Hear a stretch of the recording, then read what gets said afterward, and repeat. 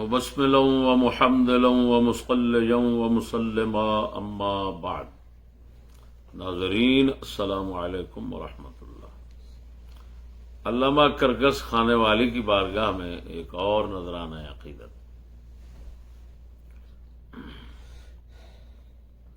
اس شخص نے بخاری شریف کی حدیث جو میرے خلاف پڑھی، اس حدیث مبارک میں جو اس نے غلطیاں کی ہیں وہ آپ سننے کے بعد خود فیصلہ کریں گے کہ اس بیچارے کو صرف دوبارہ پڑھنی چاہیے. یہ نذرانہ عقیدت ہے. اس نے بخاری کے لفظ کو پڑھا او لتخرجن الکتاب، جبکہ اس جاہل کو تمیز نہیں ہے کہ یہ لفظ ہے لتخرجن الکتاب. یہ بخاری کے حاشیے پر بھی لکھا ہوا ہے کہ یہ جیم کے کسرہ کے ساتھ، بخاری میں بھی کسرہ پڑا ہوا ہے. کیوں؟ یہ واحد مؤنث کا صیغہ بنے گا کیونکہ وہ عورت ہے، اس سے خطاب ہو رہا ہے. لا تخرجن یہ تو واحد مؤنث غائب کا بنے گا یا واحد مذکر حاضر کا بنے گا.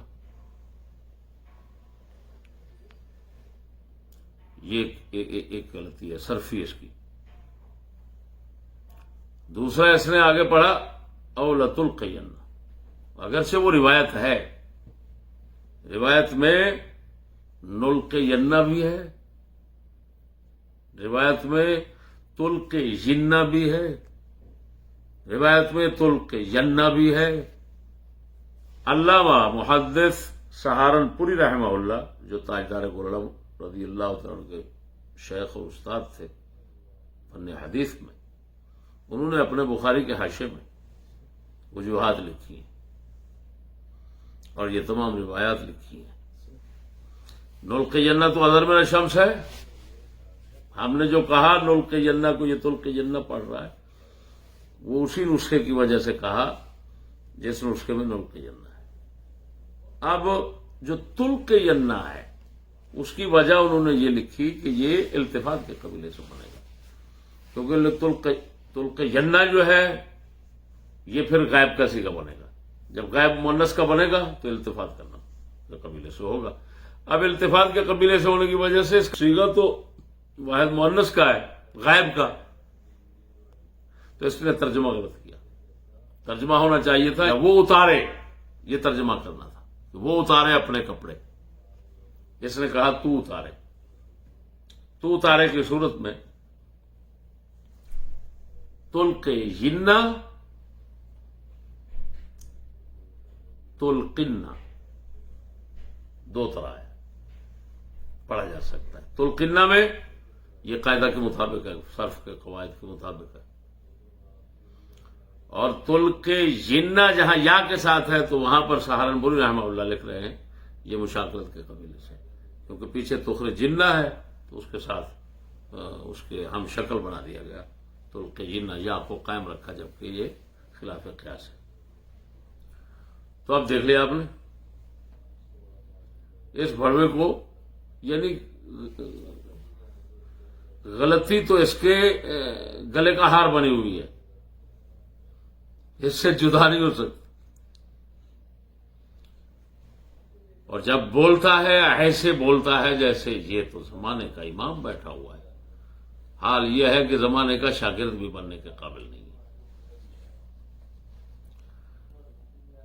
اس کے بعد اس نے کہا جی وہ تو ادھر یحمون قرابتی کے لفظ ہیں، اس نے مال ایسے بڑھا دیا.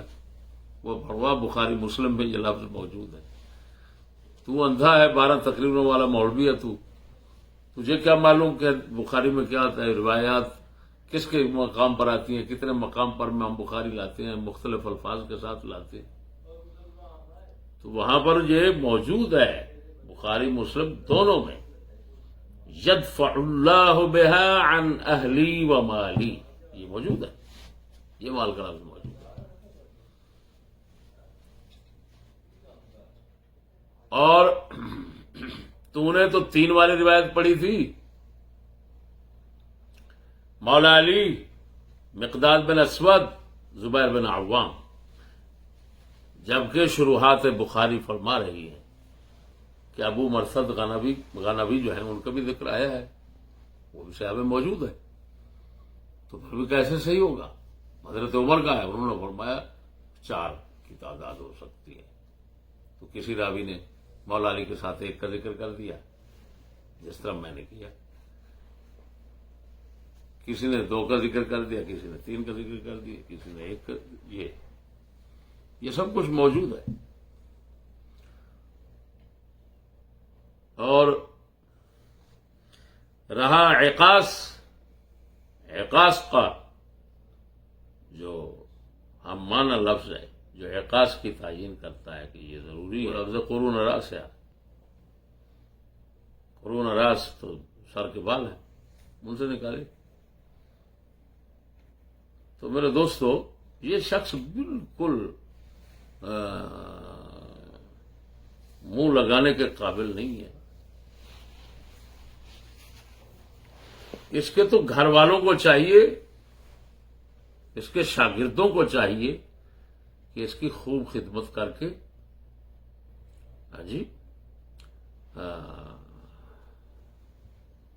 ڈنڈے سوٹے کے ساتھ حضرت کو منظر عام سے غائب کر دیں تاکہ ان کی ذلت نہ ہوتی ہے۔ کیا ایسا تمہارا استاد ہے جس کو صرف نہیں آتی اور پھر دوسروں پر تنقیدات کرتا ہے؟ کتنے بڑوے لوگ ہیں وہ جو اس کو بلاتے ہیں، پھر علم تو اس کا دیکھ لیا تم نے، اس کو تو جو ابتدائی طالب علم ہے، یہ میرا بیٹا بیٹھا ہے، اس نے بھی گردان مجھے صحیح سنا دی، اس کو تو اتنا ہی پتہ نہیں ہے۔ باقی رہا، میں نے ابو حاطب بن ابی بلتعا پڑھا، بلتعا کی جگہ میں نے کافر کے نام میں فتح کی جگہ ضمہ پڑھا، اس سے کوئی فرق نہیں پڑے گا، کیونکہ ابو بلتعا یہ کافر تھا، اس کا بیٹا وہ پاک حاطب ہیں، وہ صحابی تھے، تو میں نے حاطب کو نہیں بدلا،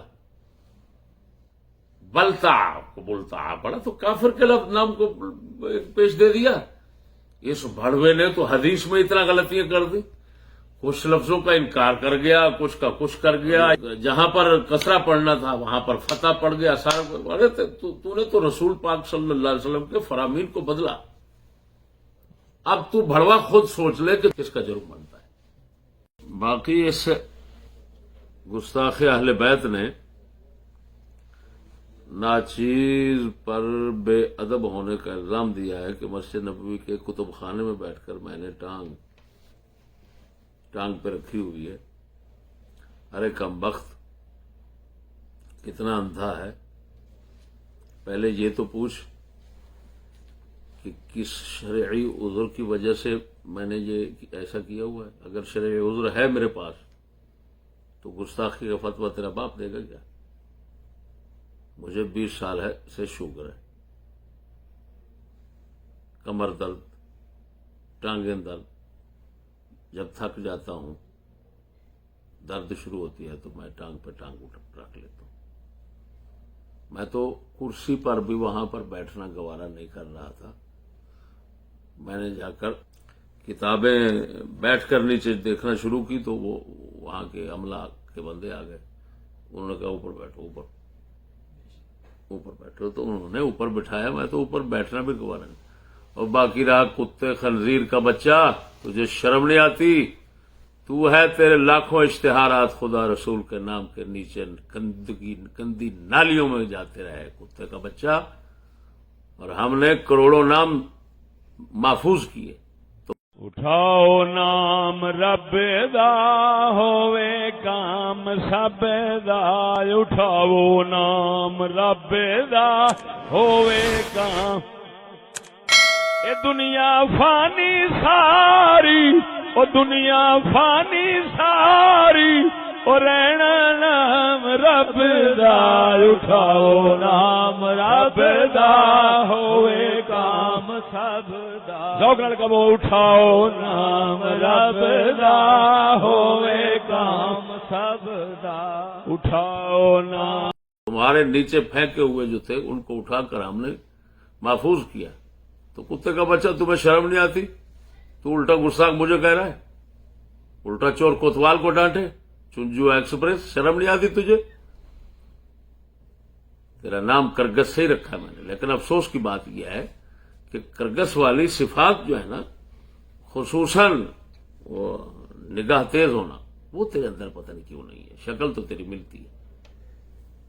اللہ پاک تیرے جیسے کرگسوں کو کسی مردار میں دفن کر دے. آمین.